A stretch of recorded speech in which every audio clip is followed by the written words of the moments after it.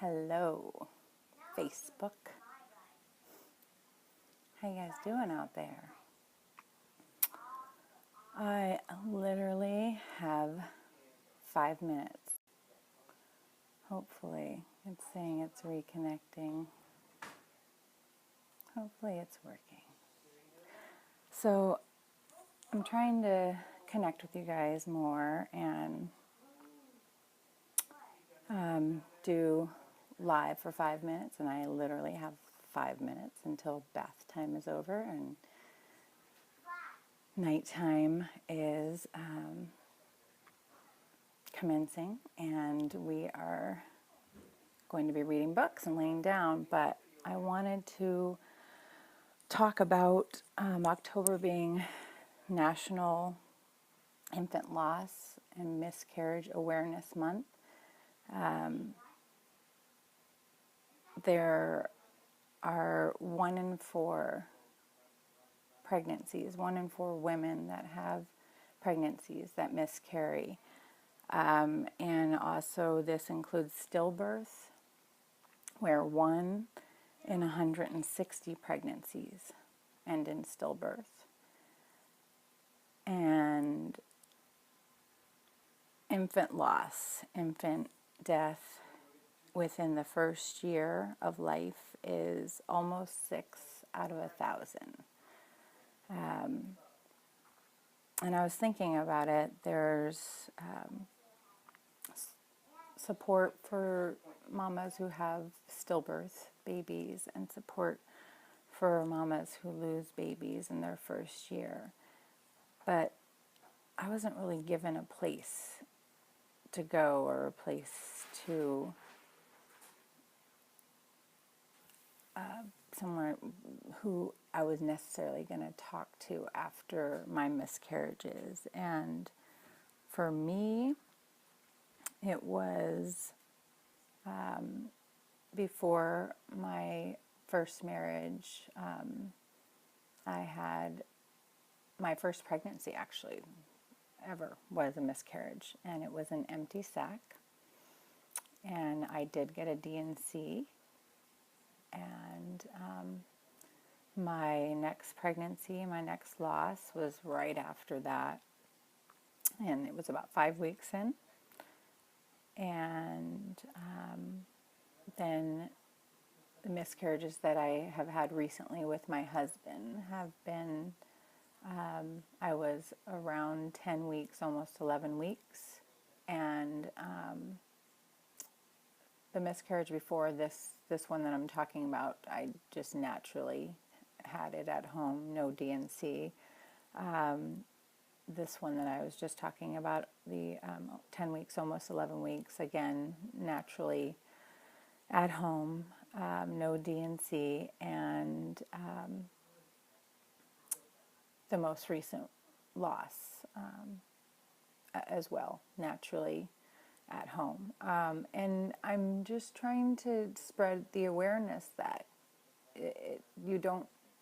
a D&C is not always necessary. I think that it is something that is put forth as a medical precaution, just to make sure that everything is fine. And while I understand that, I also believe in our bodies and trusting our bodies. And so I just want to talk about a few things. I will go into down the line what to expect as physically while you're miscarrying, but not now. But things to watch out for when you do naturally miscarry at home. I think being in touch with your physician, whether it be an OBGYN or a midwife, is the absolute first thing, and having to be able to be in touch with them while you're doing it.